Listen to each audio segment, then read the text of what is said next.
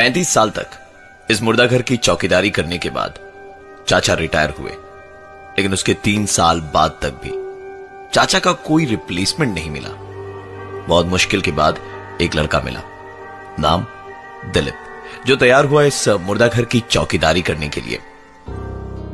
Job handover करते वक्त चाचा ने उससे कहा कि यहां जो दिखाई और सुनाई देता है वो सच नहीं है। अंदर से कई तरह की आवाजें सुनाई दे सकती है, पर तुम बस अपना काम करते जाना और इनकी तरफ ध्यान बिल्कुल मत देना। आज काम पर दिलीप की पहली रात थी। रात करीबन 2 बजे तक वो जाग रहा था और उसके बाद उसे नींद आने लगी। आधी नींद में उसने एक आवाज सुनी। आंख खुली तो चारों तरफ सन्नाटा था। आधी नींद में उसने वो आवाज सुनी थी, इसलिए अपना वहम मानकर वो वापस सोने की कोशिश कर ही रहा था कि वो आवाज दोबारा उसने सुनी। आवाज मुर्दा घर के अंदर से आई थी। हिम्मत कर उसने मुर्दा घर का दरवाजा खोला। अंदर एसी चल रहा था, पूरा माहौल शांत था। दबे कदमों से वो अंदर की ओर बढ़ रहा था कि तभी उसकी नजर एक खुले ड्रॉर पर पड़ी। आगे बढ़कर देखा तो ड्रॉर में एक लाश पड़ी थी। पहले तो वो डर गया, लेकिन फिर उसे लगा कि मुर्दा घर में तो लाशें ही होंगी, सो इसमें घबराने की कोई बात नहीं। उसने ड्रॉर बंद किया और मुर्दे घर का दरवाजा बंद करके बाहर बैठा ही था कि उसके फोन पर एक आवाज हुई। देखा तो फोन में बैटरी नहीं के बराबर ही थी। उसने अपने बैग से चार्जर निकाला और सीधा मॉर्ग के अंदर घुस गया, क्योंकि चार्जिंग पॉइंट सिर्फ वहीं था। दिलीप अपने फोन को चार्ज पर लगाकर दरवाजे की तरफ आगे बढ़ ही रहा था कि चार्ज पर लगा उसका फोन अचानक से बज उठा। फोन उठाया तो दूसरी तरफ से आवाज आई, एक कंबल दे देना। और उसके बाद फोन डिस्कनेक्ट हो गया।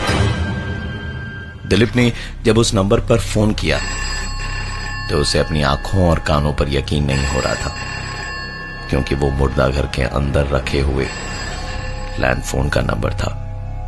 और सोचने वाली बात यह है कि उस समय उसके अलावा अगल बगल और कोई नहीं था।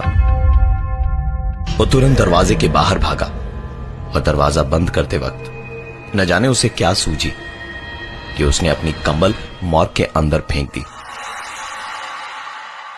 पूरी रात इसके बाद और कोई घटना नहीं घटी। सुबह जब उसने दरवाजा खोला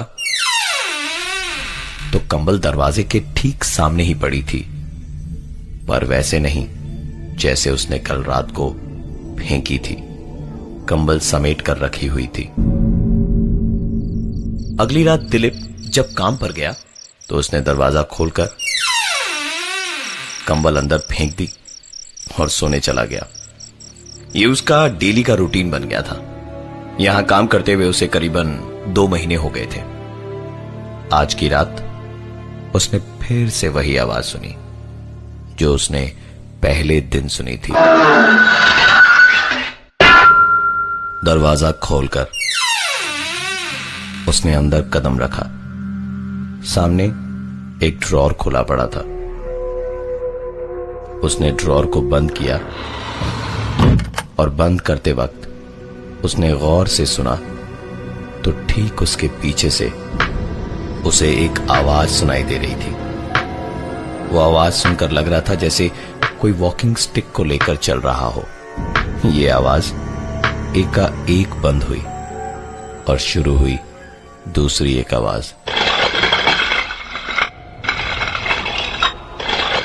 पॉकेट में पड़ा दिलीप का फोन बज उठा। नंबर मॉर्ग का ही था। उठाने पर दूसरी तरफ से आवाज आई, थोड़ा पानी भी दे दो। वहां काम करने के पहले दिन से ही दिलीप जैसे किसी न दिखाई देने वाली ताकत का गुलाम बन गया था और हर रात सोने से पहले मुर्दा घर के अंदर कंबल और पानी रख देता, लेकिन पिछले 1 हफ्ते से कंबल और पानी की बोतल वैसे के वैसे मिलती जैसे रखी जाती थी। दिलीप को लगा कि अंदर जो कोई भी था अब वो वहां नहीं है, इसलिए एक दिन कंबल और पानी की बोतल रखे बिना ही वो सोने चला।